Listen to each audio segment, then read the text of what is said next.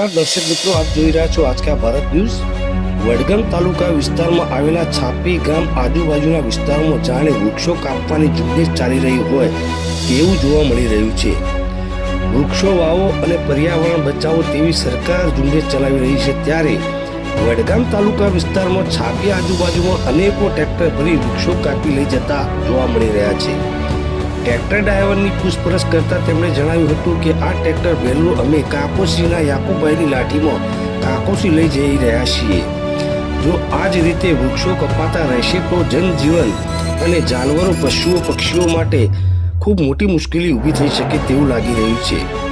જે લોકો વૃક્ષ કાપી ટ્રેક્ટર ભરીને લઈ જાય છે અને લાઠીવાળાઓને વેચી ખૂબ મોટા પૈસા ઊભા કરે છે, તે વાતની વન વિભાગને ખબર નહીં હોય। જો વન વિભાગને જાણ ન હોય તો અમે જાણ કરીએ છીએ કે આવા વૃક્ષો કાપવાવાળા લોકો સામે અને ખરીદવાવાળા લોકો સામે તાત્કાલિક ધોરણે પગલાં લેવા જોઈએ અને જે પણ કાર્યવાહી થતી હોય તે કાર્યવાહી કરી આ લોકોને દંડ કરવો જોઈએ।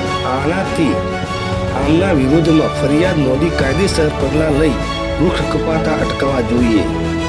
આમ કરવામાં નહીં આવે તો આવનાર સમયમાં પશુ પક્ષીઓ માટે તેમના માળા મૂકવા માટે એક પણ વૃક્ષ જોવા મળશે નહીં, જેને કારણે જનજીવન ઉપર ખૂબ મોટી માઠી અસર પડે તેવી શક્યતા જણાઈ રહી છે।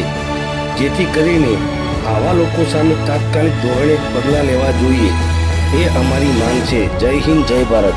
રિપોર્ટ ઇકબાલ શાહ, આજકા ભારત ન્યૂઝ, છાપી, વડગામ।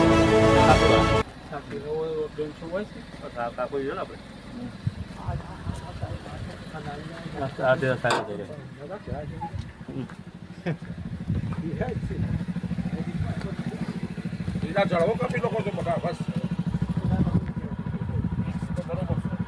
આગળ બાઇક પર ભાઈ બાઇક પર જવા દો, આગળ જવા દો।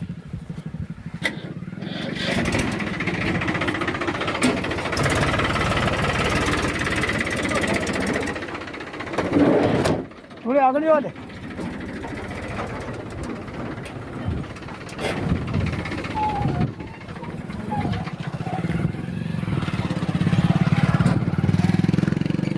કનાઈ જાય છે યાકુબેન ને એટલે કઈ જગ્યા આવ્યું આર્યું કાકોજી બેન તો થાય ને યાર, યાકુબી છાપીવાળા છાપીવાળા।